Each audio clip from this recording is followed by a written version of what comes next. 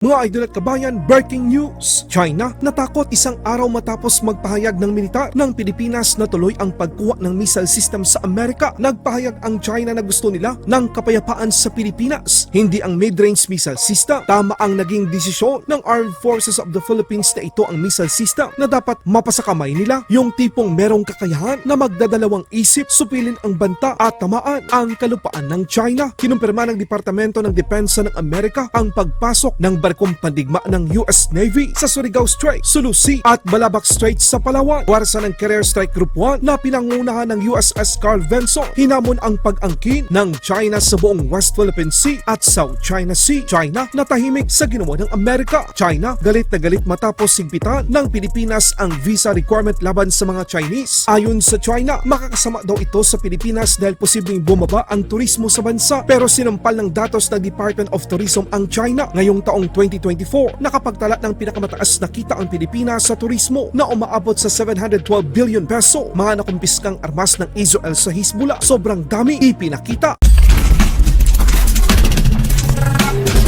China nagsalita, nagpahayag na gusto nila ng kapayapaan sa Pilipinas isang araw matapos inilahad ng militar ng bansa na tuloy at nasa proseso na ang pagkuha ng mid-range capability missile system, biglang bagong ihip ng hangin. Sabi ko na sa inyo mga kabayan, itong China takot sa mga makabagong kakayahan na meron at gustong makuha pa ng Pilipinas, lalo't ito ay mula pa sa Amerika. Kapag alam ng Chinese Communist Party na meron kang pinanghawakang alas at kaya mo rin silang tamaan, gusto nila agad makipag-usap sa Pilipinas. Well, yan naman ang gusto natin, friends to all, enemy to none. Pero nakikita natin na hindi makataong pag-uugali ng China Coast Guard sa mga barkong sibilyan, mangingisdang Pilipino at Philippine Coast Guard ay kabaliktaran ng kanilang mga sinasabi. Isang tagapagsalita ng Chinese Embassy sa Maynila ang nag-react sa mga pahayag ni Defense Secretary Teodoro Jr. Ito ay matapos igiit ng kalihim ng depensa ng Pilipinas. Nakarapatan natin ang pagpayag sa Amerika ng paglagay ng US missile system sa bansa sa kabila ng pagtutol ng China. Dagdag pa ni Secretary Gibo Teodoro Jr. na kung gusto talaga ng China na bawasan ang tensyon sa West Philippine Sea, itigil ng China ang mga provokasyon nito, ang pangingialam sa ating bansa at umalis sila sa loob ng exclusive economic zone ng Pilipinas, lalong-lalo na sa Spratly Islands, Baho di Masinloc at iba pa. Ang mga binitawang pahayag ng Ministro ng Depensa ng Pilipinas ay hindi nagustuhan ng Chinese Embassy sa Maynila. Ayon sa spokesperson ng Chinese Embassy, wala daw basihan at bias daw si Department of National Defense Secretary Gibo Teodoro. Dagdag pa, iginit ng China, and I quote, "Our part of the world is in need of peace and prosperity, not a mid-range capability missile system or confrontation." Unquote. Gusto ng China ngayon na daanin sa pakikipag-usap at konsultasyon ang mga nangyayari sa West Philippine Sea. Iniulit ng Chinese Embassy na alisin na sa bansa ang Typhoon missile system tulad daw ng ipinangako ng Pilipinas sa publiko at tigilan na raw ng Pilipinas ang pagtaha sa maling landas. Kita nyo na mga kabayan, gusto ng China diktahan nila ang bawat galaw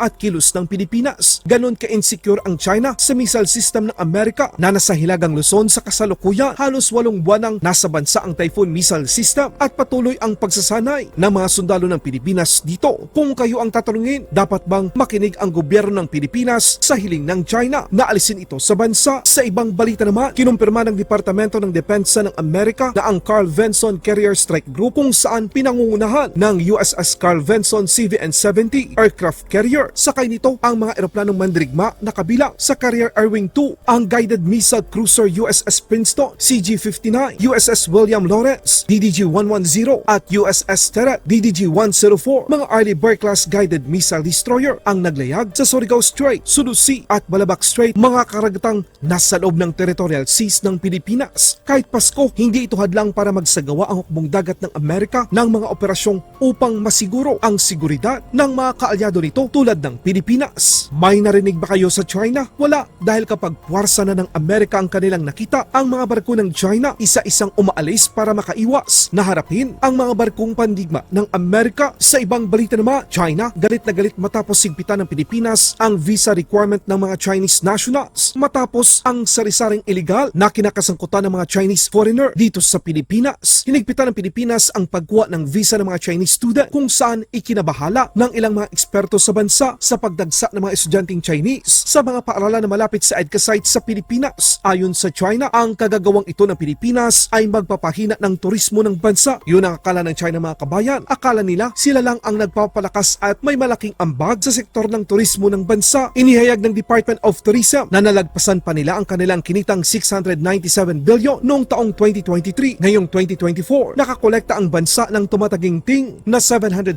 billion peso. Kaya ang sinasabi ng China na babagsak o mababawasan ang mga banyagang bumibisita sa Pilipinas ay isang gawa-gawa at isang propaganda lamang. Yun ang isa sa mga estilo ng China. Tinatakot nila tayo. Gagawa sila ng istorya na mahalaga sila sa Pilipinas. Pero sa ngayon alam ng mga Pilipino na isa sa mga rason kung bakit hindi tayo umaasenso at umuunlad dahil hindi natin makuha ang mga yaman na meron tayo sa ating mga karagatan dahil sa pananakot nila. Balitang Middle East naman tayo, mga kabayan. Israel ipinakita ang napakaraming mga armas ng Hezbollah na kanilang nakumpiska. Aktual na video, panoorin.